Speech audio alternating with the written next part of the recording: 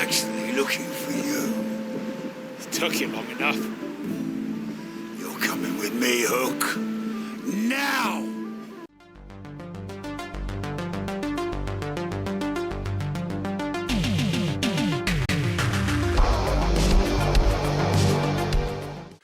Hi, this is the Professional Amateur Aaran coming to you with another review. I don't have my microphone this time. Something's wrong with it, so hopefully this, works out. So, we'll do some tests and stuff on my end, of course. But, regardless, the show's gotta go on. And so this week, Leo did send me a screener. He sent me Captain Hook. And this 2025 film was directed by Lars Jensen and stars Richard Rowden, Sean Cornan, and Mirage Buchu, among others, of course. And so what is the story of Captain Hook? Well, of course, it follows Captain Hook, and he's a pirate. So it starts off with him doing like a pirate battle, and then he has a mission to rescue these captive pirates. So he goes into this fortress and rescues them, but he gets captured himself too. And of course, his hand gets cut off, as that's, Captain Hook's signature, look. And so he is now in prison and he has to escape. So once he does escape, he teams up with this blacksmith, and then they are either looking to escape because they're on this island, right? So they have to escape the island as well as hopefully get some revenge. What will happen though? Well, for that, you gotta watch the movie and find out. All right, so let's discuss Captain Hook. Well, with this one, of course, they're trying to cash in on the Captain Hook, name recognition, as it's just become, I guess, public domain. And instead of going like the horror route as other movies like the Winnie the Pooh guys and Peter Pan and stuff like that, this one tries to take it, somewhat seriously, even though it's a fictional character. And so they, have a down-to-earth kind of pirate movie. I will say, though, at the end, though, it does take a big turn, and we'll talk about that in a moment. But for the most part, it's a fine kind of pirate movie. He's, a pirate. He's doing pirate things. So he's blowing up ships, running through the forest, not so much doing like sword fights because he's got a hook, so he's like trying to, get people with his hook. But for the most part, it's just like a low budget kind of pirate movie, and I would say it works for, being a pirate movie. They don't try to, do Pirates of the Caribbean or anything like that, but they do, just what they can with what they got. They also are filming outside, like everything is outside. And with low budget movies, I always appreciate that. That's always a fun thing to see. I would say it is an island. They try to make it out to be like in the West Indies, but it's actually an island in between France and the UK. I think it's called Brunsey Island or something like that in the Channel Islands.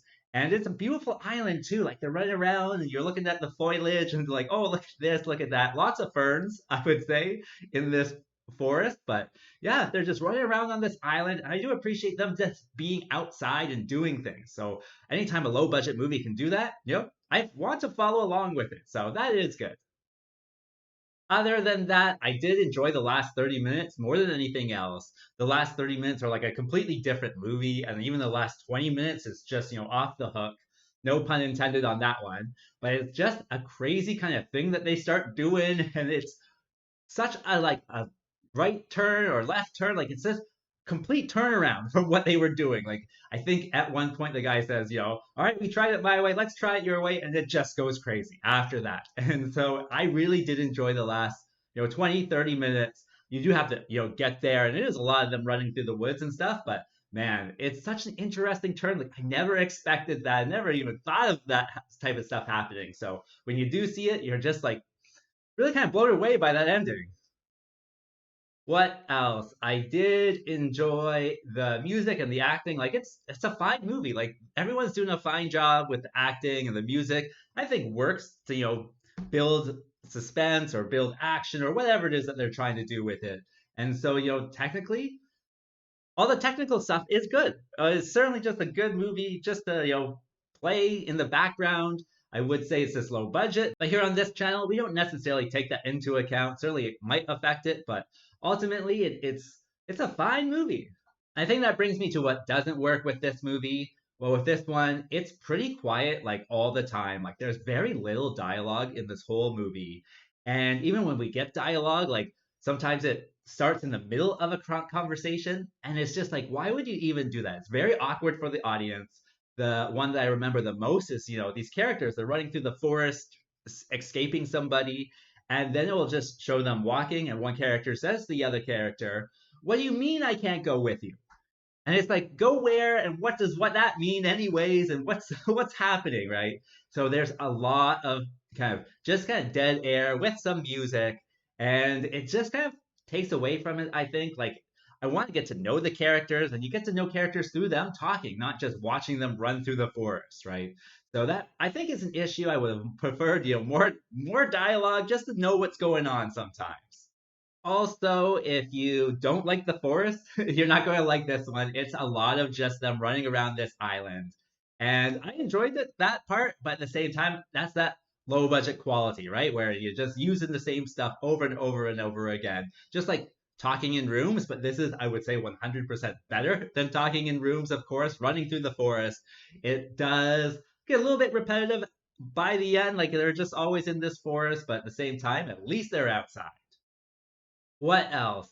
Oh, there was one kind of like funny part because Captain Hook, he loses his hand, right, and he replaces it with a hook eventually. But in the early kind of stages of the story, they handcuff him and they handcuff his stub, but it's clear that the actor's hand is just like in the bandage beyond there, so he can't like get it off. But you would think if you put a handcuff on like a stub of an arm, like that's just going to come off. Like that's just ridiculous. And so I thought that was kind of funny, but at the same time, it's one of those things where you gotta overlook some stuff like this.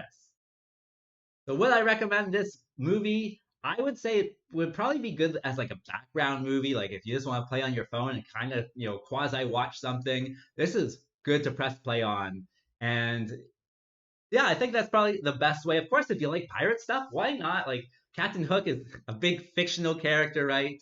And yeah, that certainly is probably the audience for this one. As for a rating, well, I was originally going to give it, a 5, but then that ending happened, so I gotta bump it up to the 5.6, which is better than average. And with that being said, I think that's all I wanted to say. So like, subscribe, and I'll see you next time. Peace out.